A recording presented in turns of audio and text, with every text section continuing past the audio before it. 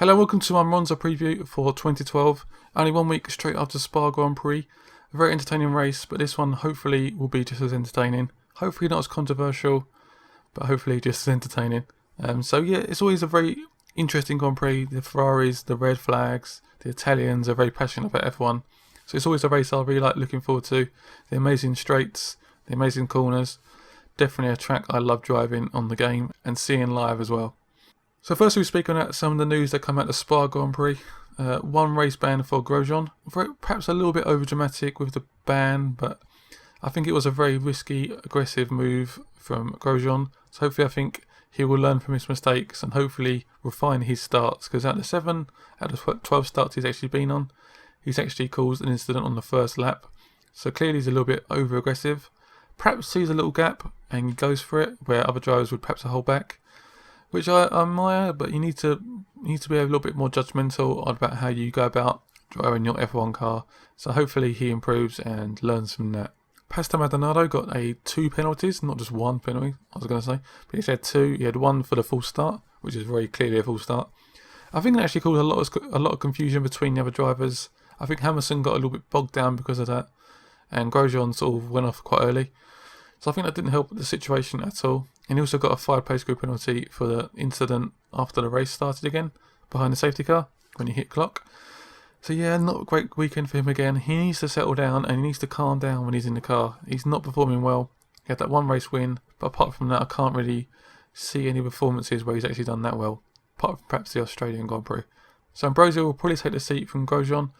I hope he does pretty well. He didn't do that well at Virgin. He had a little bit of performance on the odd race, but overall he didn't perform great. I'm hoping he comes into the Lotus Renault car and performs well. I'd like to see a very solid result from him, 5th or 6th, something like that. That's what I'm sort of predicting, and hopefully he can show everyone in the F1 community that he has potential to be a very good F1 driver. Now we speak about some of my predictions for the F1 race. I reckon the Ferraris, I'll speak about them first, will have a pretty good race. I think Massa's started to perform a little bit better. He's managed to get a little bit of performance out of the car and gain some positions, but he still seems to lack the performance compared to his counterpart Alonso. I think Alonso will have a very good race. I reckon he'll come fighting back. Apparently he might have a little bit of an injured back after that crash, but I think he should be prepared for that Monza Grand Prix. I reckon he'll at least be on the podium. I don't reckon the car will be good enough for him to get the 1st place or 2nd place, but I reckon he could get 3rd, or perhaps 2nd, pushing it. But I reckon he and the car can do pretty well. Now we're going to the McLarens. Obviously Lewis Hamilton had a terrible Grand Prix and Button had the complete opposite. He completely dominated. I reckon those two will do pretty well. I wouldn't be surprised to see them 1st and 2nd, because the car seems to be pretty good on the straights and also very good around the corners. So I think this track will suit them. So yeah, that's my prediction. I think they come perhaps 1st and 2nd, which is quite a statement to make, but I reckon the car is good enough for that. Another very strong team will be the Lotus Renault. Kimi Raikkonen is on fire at the moment. He's performing really well.